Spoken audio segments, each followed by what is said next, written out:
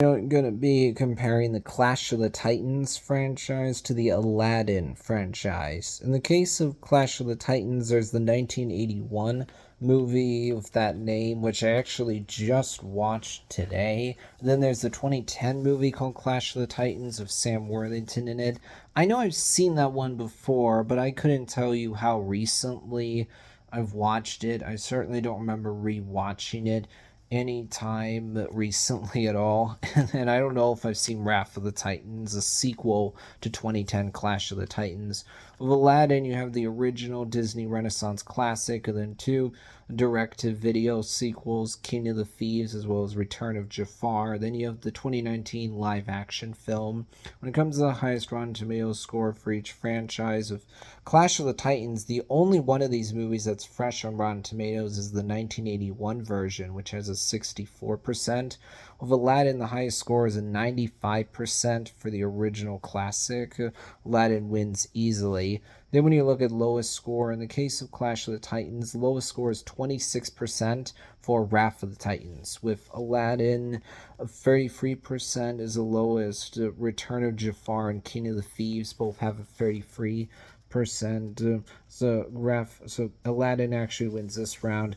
Then when you look at average score, in the case of Clash of Titans, you have an average of 39. With Aladdin, you have an average of 54. Aladdin wins here. Then when you look at gap between lowest and highest score, in the case of Clash of Titans, you have a gap of 38 between the two scores. And then with Aladdin, you have a gap of 62 between 95 and 33.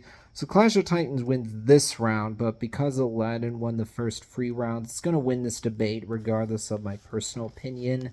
And in this case, it's actually not difficult whatsoever. For me, it's very obvious that, yeah, Aladdin is the better franchise because you have two movies in there that I think are great: the Disney Renaissance classic and then 2019 live action remake, which I think is one of the best Disney live action remakes because rather than just rehashing the original film like Lion King or detracting from it by just adding a lot of stuff that we don't need, like Beauty and the Beast.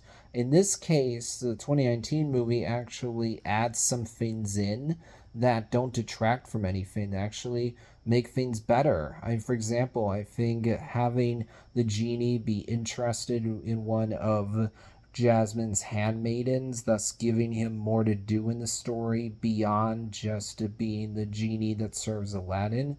I think that's a good change. And then giving Jasmine her own song, having her be just a bit more independent than she already was. I mean, one of the big things that's going on in the story is that Jasmine doesn't like that her father's trying to marry her off. She's saying, hey, I want to choose who I'm going to marry. I do not want it to be forced on me. I'm not a prize to be won.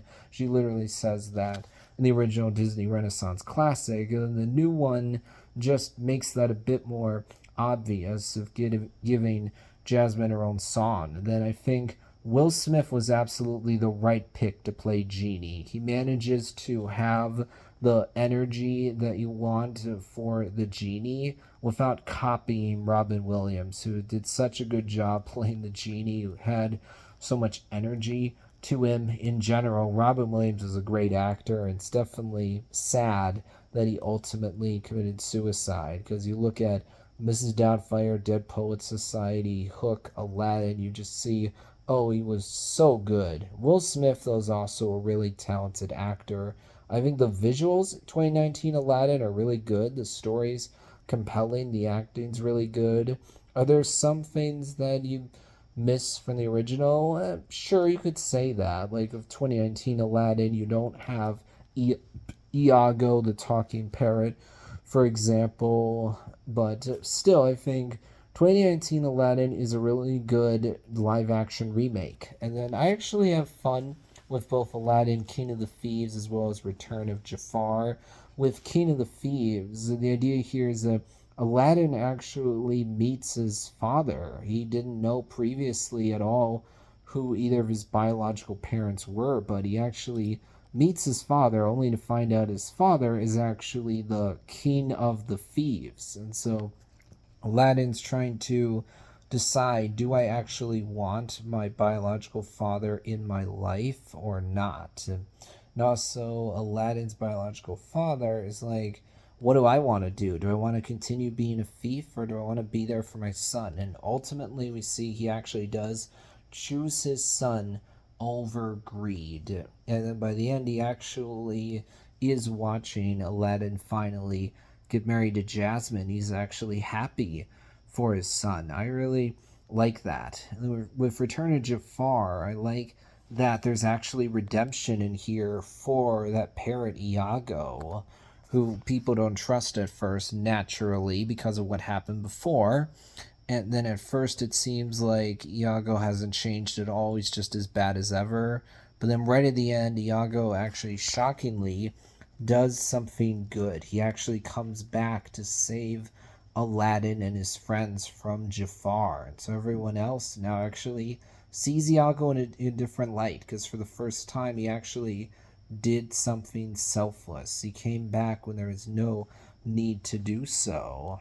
And so I think Aladdin's a really good franchise. Of Clash of the Titans, not so much. I mean, I don't remember all the details of 2010 for I don't remember all the details of that movie for obvious reasons, because I haven't rewatched it anytime recently. I don't remember it really being all that good. I remember it just like being okay, fine, mediocre, takes itself too seriously. It's not really about the Clash of the Titans. I remember it being just a fairly dull movie, to be honest. And so it makes me go, yeah, I'm not interested in rewatching it. I'm not really interested in watching Wrath of the Titans either.